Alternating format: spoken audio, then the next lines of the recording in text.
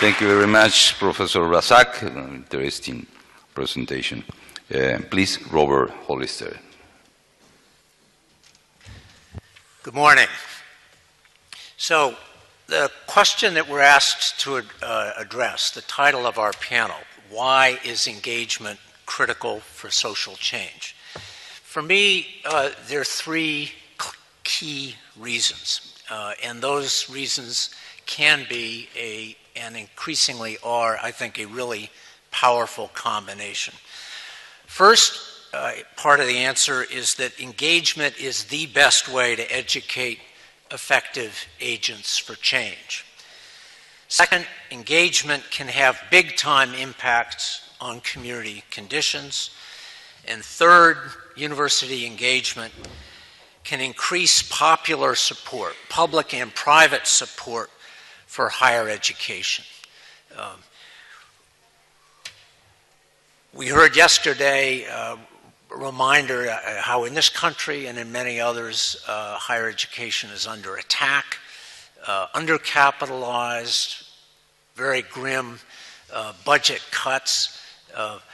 One of the opportunities that our movement has is to build a stronger rationale for investment and reinvestment in higher education, and because our work so powerfully demonstrates the human and social and economic value of the educational processes that we're part of.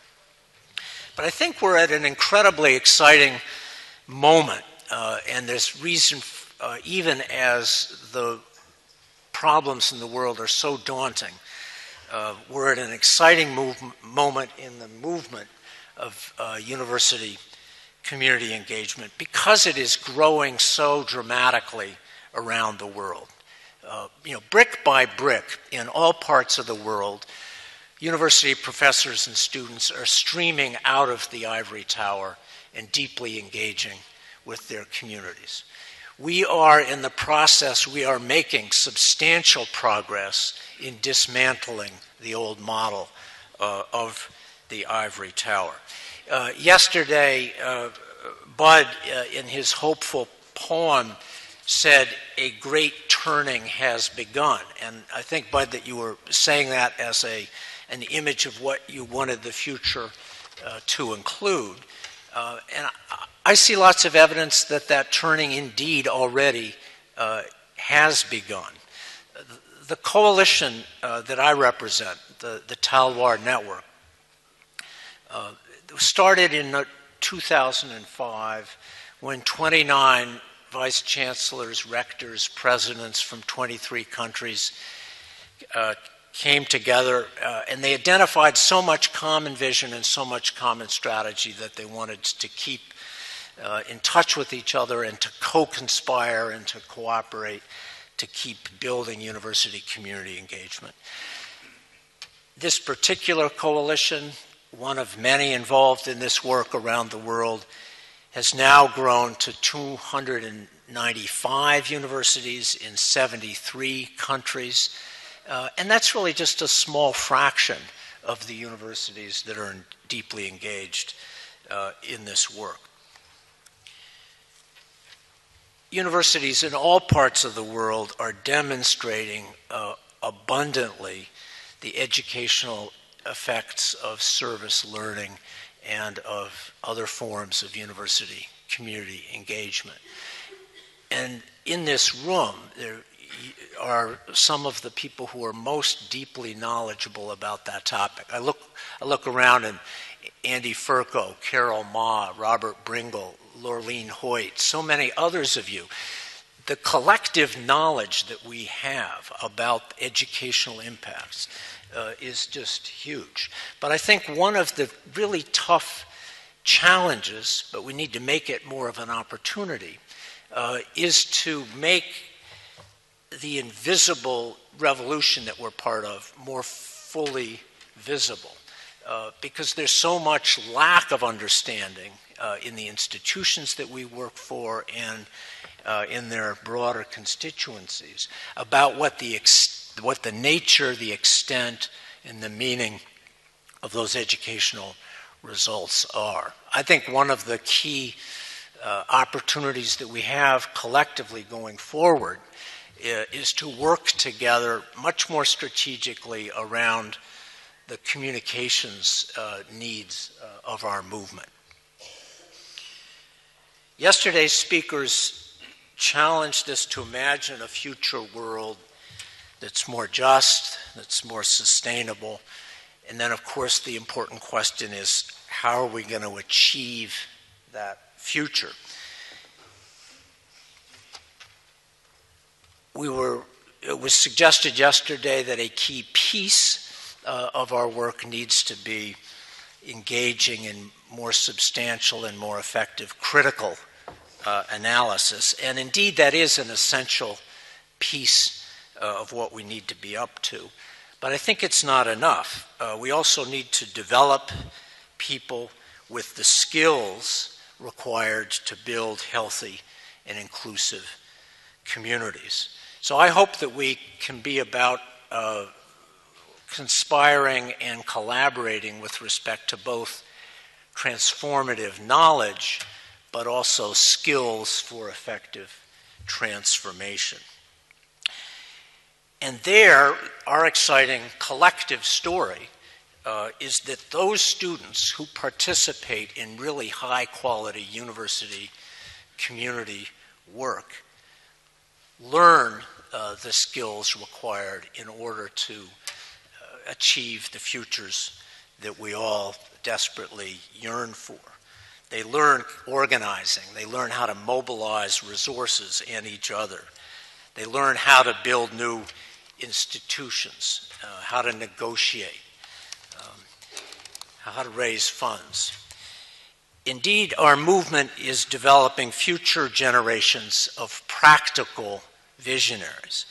And to me, our movement, our university community engagement movement, is all about the preparation of practical visionaries. People with the passion, and the vision, but also people who are very good at getting things done. And part of what I think is thrilling as I look at what universities around the world are doing in community engagement is that the educating of practical visionaries is penetrating and involving the full range of academic disciplines. We're no longer about preparing professional do-gooders, which is an important piece of the puzzle, but we're equally about preparing practical visionaries who are moving on to be businesswomen, engineers, and who are first and foremost highly competent at their chosen field, but also are deeply committed to and good at weaving into their work the values and the skills of being practical visionaries. I think we're indeed at a point where we're reaching a scale of our work that's actually beyond what we fully appreciate. And as I was thinking yesterday, those marvelous excerpts from the 23 student videos that were submitted for the conference. If you line, each of those is an exciting story. And then you line them all up, it really adds up. But we haven't figured out, I think, collectively yet, how we do that weaving, how we construct that mosaic and deliver it to broader publics in a way that moves people, that encourages people to invest in new institutions like Al-Bukhari University. So our story is one not only of individual universities and their community partners, but part of what's so promising about our work today is that more than has been the case ever before, university community work is being built and reinforced by national and regional coalitions. Asia Engage, Campus Engage in Ireland, the extraordinary new South African coalition, South African Higher Education Community Engagement Forum, the MAN Arab University Alliance for Community Engagement, the Latin American Center for Service Learning, Campus Compact in the US. And as you all know, that's just a fraction of the coalitions. And the existence, of course, of our individual national and regional coalitions in itself is not important, but it's what we're now increasingly equipped to do. We have the loose organizational infrastructure that makes for not only combating loneliness, but also sharing experience, but particularly collective voice. Policy advocacy can be a key piece of our next chapter. So I wanted to just finish my remarks with a couple of suggestions, predictions about where this can all hit. I see a future, and it's a future, indeed, part of what I'm so excited about today is that I think we don't have to just advocate this future. It's a future that's already unfolding. It's happening before our eyes. And it's a future of a world of universities that are fully engaged with our communities. And I think each of these quick predictions is also an opportunity for collective action. I see both the absolute number and the proportion of institutions of higher education that are deeply engaged with their communities, that's grown substantially. And that a defining feature of the next generation of engaged universities is the network of community partners, NGOs, government agencies, private businesses that work closely with us both in the planning and implementing of community collaborative teaching and research, who are truly co-educators and co-developers of knowledge in our long-term sustained working ties, and that we and our community partners assess our work together, both in terms of impacts on teaching and research, and also impacts on community conditions. My crystal ball shows that community engagement has emerged and is emerging as an important aspect of the rapidly expanding online educational offerings, and that an area of vigorous innovation includes courses and training modules for community partners and also for combined community and university constituencies. That's a terrific opportunity for us to work together and to collaborate on the costs and the design of taking full use of those online opportunities. I'd love to see the impressive impacts of the UNESCO chair stimulate a whole next generation of UNESCO chairs in individual universities and in coalitions around the world.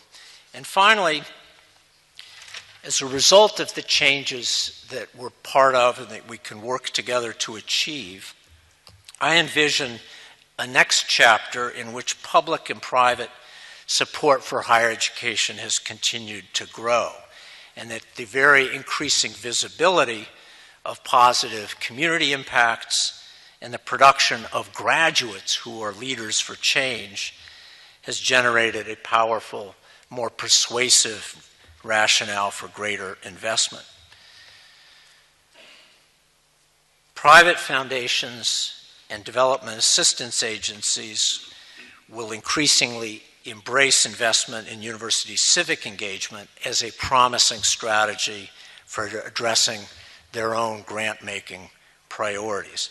And while in years past these funders were skeptical of supporting our work, today and in the future they'll be confident about the strategy of leveraging university resources to support university community work, to combat poverty, to improve public health, and to restore the environment. I hope that in the remaining part of the conference, as a group that shares a role in educating practical visionaries, that we can find specific ways to support each other's efforts to keep accelerating our movement in the years ahead. Thanks.